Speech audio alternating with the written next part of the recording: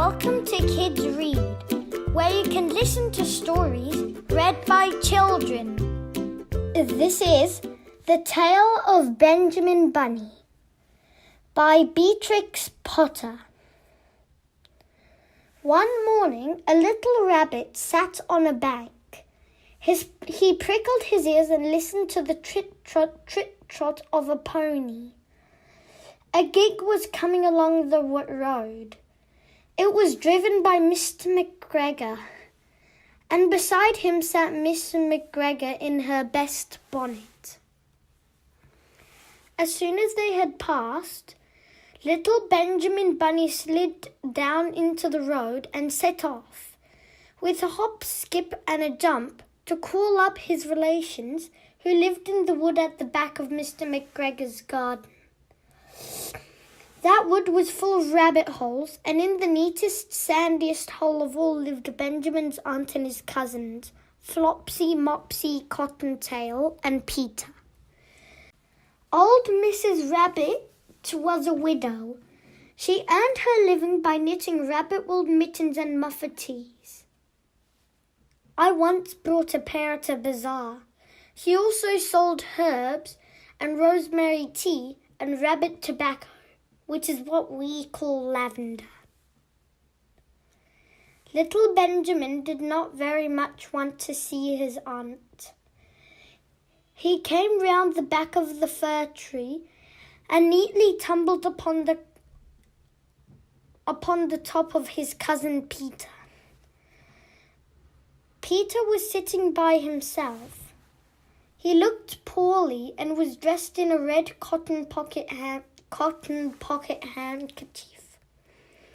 "Peter," said little Benjamin in a whisper, "who has got your clothes?" Peter replied, "The scarecrow in Mr. McGregor's garden," and described how he had been chased about the garden and had dropped his shoes and coat. Little Benjamin sat down beside his cousin and assured him that Mr. McGregor had gone out in a gig, and Mr. McGregor also, and certainly for the day, because she was wearing her best bonnet. Peter said he hoped that it would rain. At this point, old Miss Rabbit's voice was heard inside the rabbit hole, calling, "Cottontail, Cottontail, fetch some more camomile." Peter said he thought he might feel better if he went for a walk. They went away hand in hand and got up on the flat top of the wall at the bottom of the wood. From here they looked down into Mr. McGregor's garden. Peter's coat and shoes were plainly to be seen upon the scarecrow, topped with an old tam-o'-shanter of Mr. McGregor's. Little Benjamin said, "It spoils people's clothes to squeeze under a gate. The proper way to get in is to climb down a pear tree." Peter fell down head first, but it was of no consequence, as the bed below was newly raked and quite soft. It had been sown with lettuces. They left a great many odd little footmarks all over the bed, especially little Benjamin, who was wearing clogs.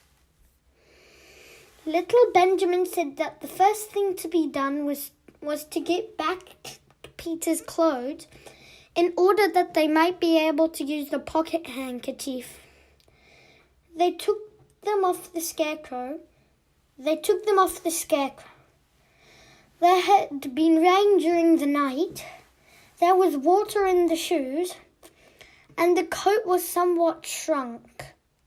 Benjamin tried on the tam-o'-shanter, but it was too big for him. Then he suggested that they should fill the pocket handkerchief with onions as a little present for his aunt. Peter did not seem to be enjoying himself. He kept hearing noises. Benjamin, on the contrary, was perfectly at home and ate a lettuce leaf. He said that he was in the habit of coming to the garden with his father to get lettuces for their Sunday dinner. The name of the little Benjamin's papa was old Mr. Benjamin Bunny. The lettuces certainly were very fine. Peter did not eat anything. He said he should like to go home. Presently, he dropped half the onions.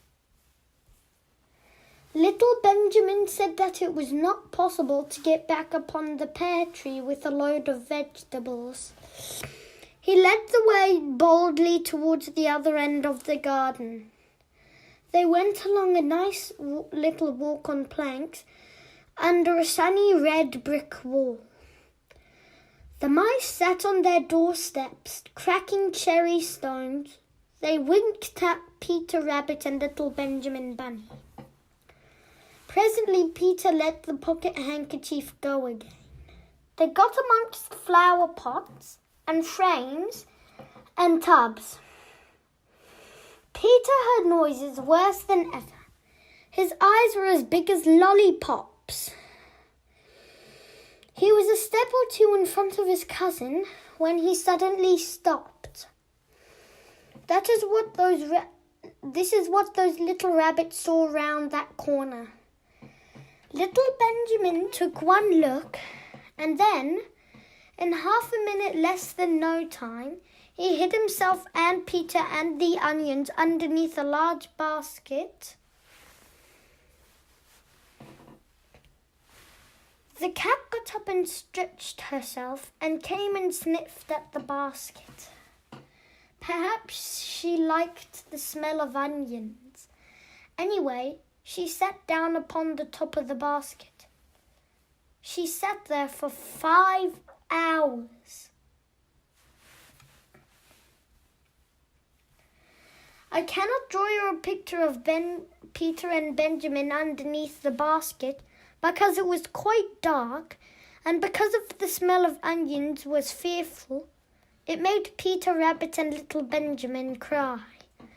The sun got round behind the wood, and it was quite late in the afternoon, but still the cat sat upon the basket.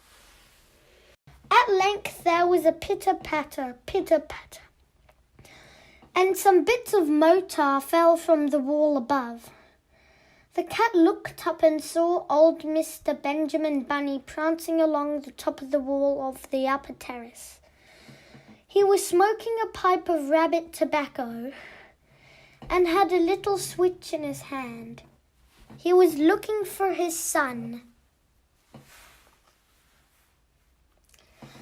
Old Mr. Bunny had no opinion whatever of cats.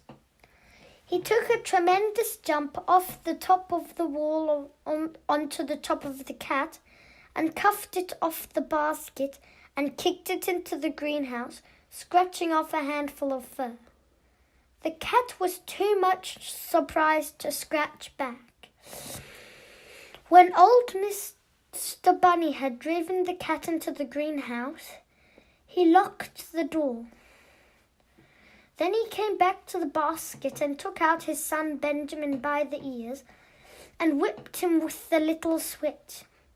Then he took out his nephew Peter. Then he took out the handkerchief of onions and marched out of the garden.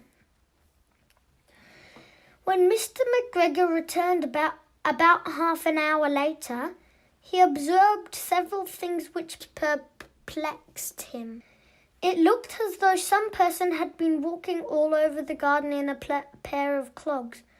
Only the footmarks were too ridiculously little. Also, he could not understand how the cat could have managed to shut herself up inside the greenhouse, locking the door upon the outside. When Peter got home, his mother forgave him, because she was so glad to see that he had found his shoes and coat. Cottontail and Peter folded up the pocket handkerchief, and old Miss Rabbit strung up the onions and hung them from the kitchen ceiling, with the bunches of herbs and the rabbit tobacco. The end.